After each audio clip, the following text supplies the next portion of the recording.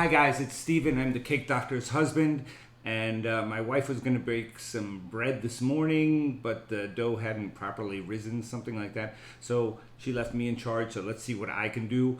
I mean, I've cooked some pretty good Swanson's Hungry Man meals back in the day, but let's see how I do with bread, okay? Let's do this.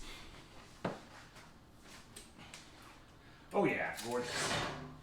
Gorgeous, gorgeous, gorgeous. Look at this. I sliced it. Is that what it's called? Slicing? I don't know. I took the knife too and made all these beautiful things. It looks great. I must say myself. I do say so myself. Anyway, I am probably entitled to I think 80% of this since I actually did the cooking. And actually this is very hot. And it started like this. And then I took this out after 10 minutes and then let it bake for, I think, 32 minutes. But anyway, my wife will put the recipe down for you. And great sourdough bread. And get in my tummy. I love it. Bye-bye.